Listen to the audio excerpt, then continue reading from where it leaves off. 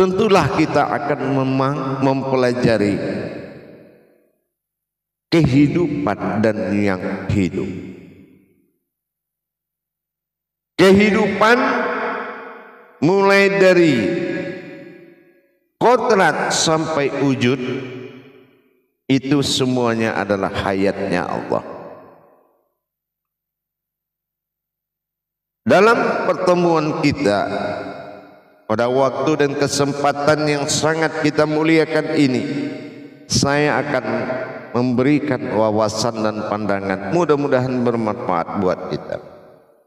Kalau kita tidak tahu tentang pandangan sebuah kehidupan yang berhubungan dengan Allah, bagaimana bisa kita memuliakan derajat Allah di alam ini kalau tidak tahu kita tajalli kehidupan demi kehidupan? Menyatukan kehidupan dengan yang hidup, tentunya kita harus melihat kodratnya. Kehidupan dan hidup ini disebut dengan nurul alal nurin. Artinya ada yang hidup di dalam kehidupan, ada cahaya di dalam cahaya. Mana yang dikatakan ada kehidupan, ada hidup dalam kehidupan, ada nur di dalam nurin, nurul alal nurin.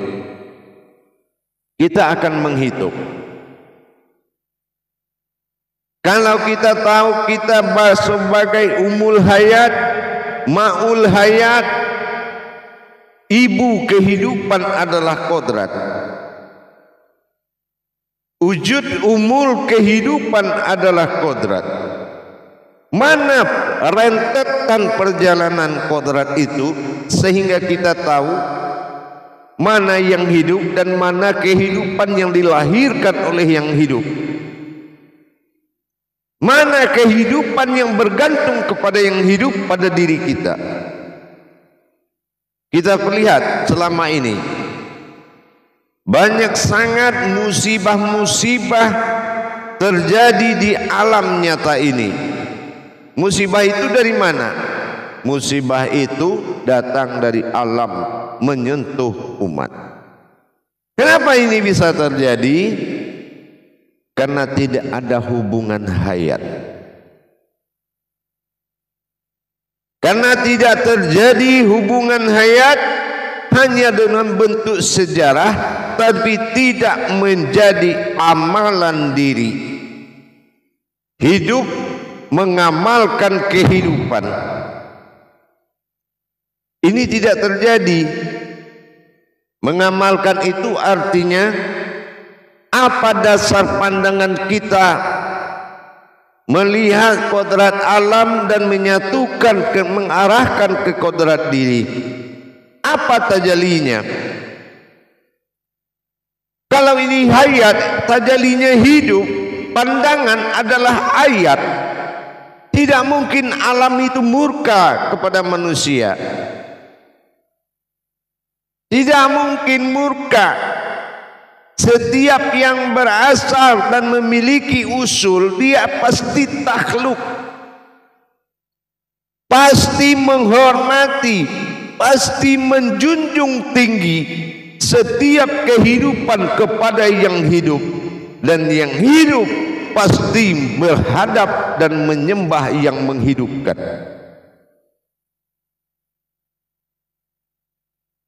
Dalam hal ini saya akan menyampaikan tauhid, mana nurul ala nurin, 4 nur yang dikatakan kehidupan, 4 nur yang dikatakan rahasia dalam rahasia, nurul alal nurin, 4 nur. Nah, kita masuk kepada nur yang pertama. Nur yang pertama, kehidupan yang pertama, ini disebut dengan nurul. Nurul. Nah, mana yang nurul? Nurul itu terbagi kepada 3 kodrat. Di dalam kehidupan atau nurul. Nah, ini dibagi 3. Nurul ini bersifat keselamatan, yang menyelamatkan. Ya. Yang pertama disebut dengan Nurul Islam. Ini bagian dari Nurul. Yang pertama dulu, Nurul Islam. Nurul Islam ini hakikat kodratnya seperti bintang. Bintang itu derajat. Nah ini ingat. Jadi kalau hidup di bawah Nurul, ingat jangan sampai di bawah derajat alam. Ini Nurul Islam. Islam butuh derajat bintang. Yang kedua, pecahan dari Nurul ini Nurul Iman. Nah, Nurul Iman ini adalah ilmu. Kodratnya seperti wujud bulan, memberikan, menerima dan memantulkan. Ini namanya Nurul Ilmu. Nurul Iman bernama kodratnya ilmu, wujudnya bulan. Yang ketiga Nurul, pecahan dari Nurul adalah Nurul Ihsan. Nah ini matahari, memberikan kehidupan. Nah itu adalah kodrat. Dan ini adalah fungsi alam, 3 kodrat. Nah itu dalam satu Nurul. Itu kita laksanakan. Bahwasan ini adalah kehidupan. Harus ada derajat, harus ada ilmu, dan harus hayat di dalam nurnya Allah. Ini Nurul Ihsan. Jelas keumatan, jelas ilmu, dan jelas kodratnya. Ini Nurul yang 3. Makanya di langit itu ada 3. Nur yang kedua dikatakan dengan Nur Muhammad. Nah, mana yang dikatakan Nur Muhammad? Inilah alam semesta. Alam semesta ini adalah nurnya Muhammad. Nur yang memuji, nur yang bertasbih, beribu-ribu tahun dia bertasbih memuji Allah. Inilah alam, ini yang Nur Muhammad. Kodratnya alam nyata. Kodratnya alam nyata. Kodrat dari Nur Muhammad itu alam nyata disebut dengan ruh. Kodratnya alam nyata ini adalah ruh. Apa? Ruh hayat, hidup. Jadi alam nyata ini tidak ada yang mati. Alam nyata ini hidup semuanya. Apapun yang kamu aja berbicara, dia akan berbicara. Tapi berbicaranya dengan ayat Al-Quran bernama kalam. Kalam itu kejadian. Kalam itu bukan suara yang terdengar, tapi kalam itu adalah kejadian. Begitu kita tanya, dia akan menjawab dengan reaksi. Itu nur yang kedua, Nur Muhammad. Di Nur Muhammad baru ada nur satu lagi, dikatakan Nurullah. Mana yang dikatakan Nurullah? Inilah wujud kita manusia.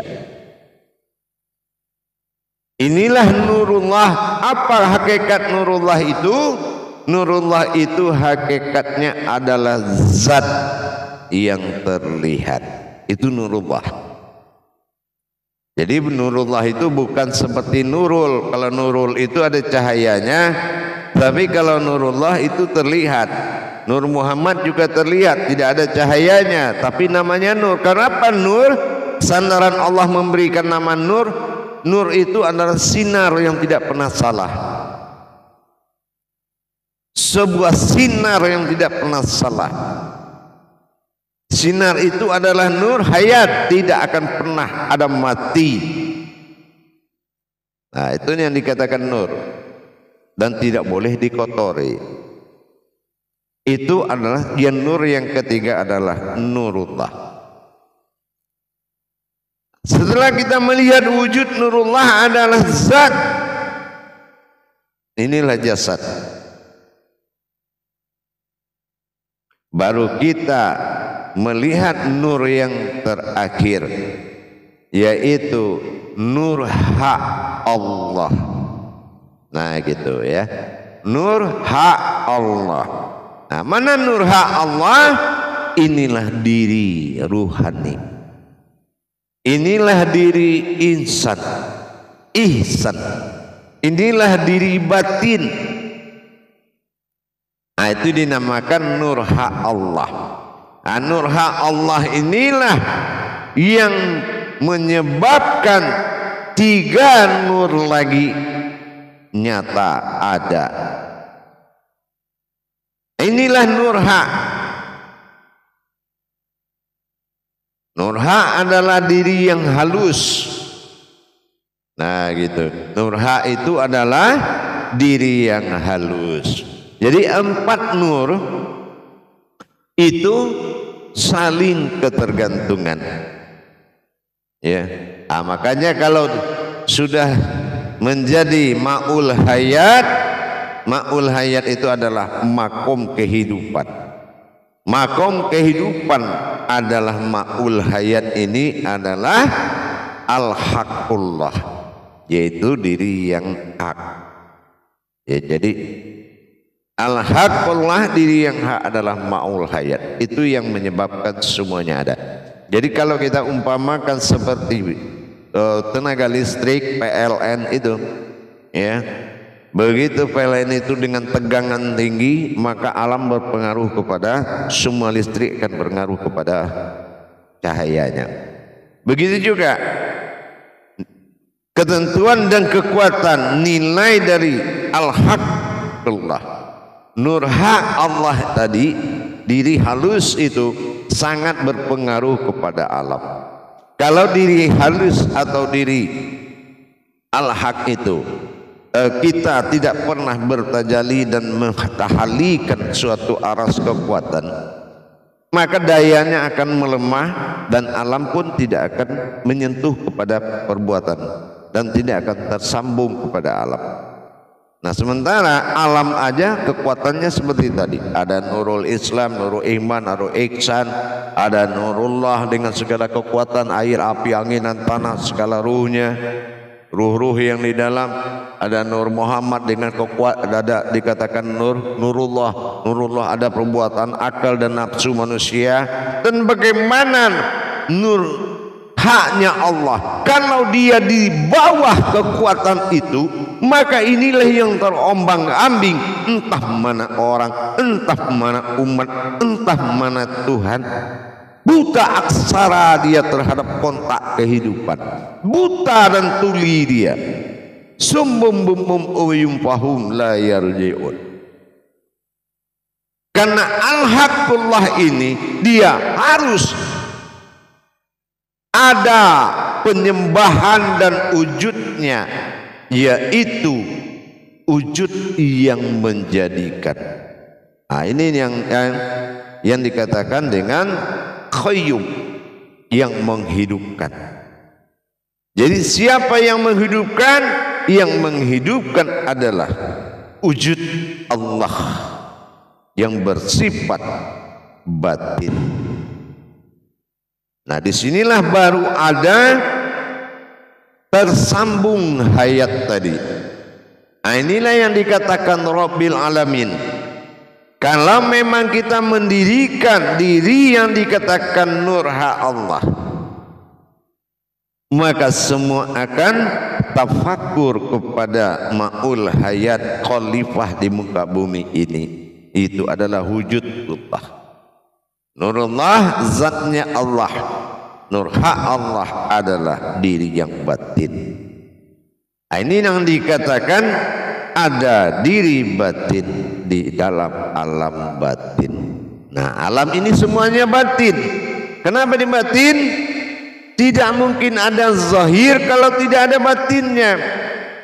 Ibarat tidak ada mungkin sebuah kehidupan kalau tidak ada yang hidup. Tidak mungkin ada asma kalau tidak ada husnanya. Nah, ini sudah nyata. Manusia ini adalah kodrat umul alam, umul hayat, ma'ul hayat.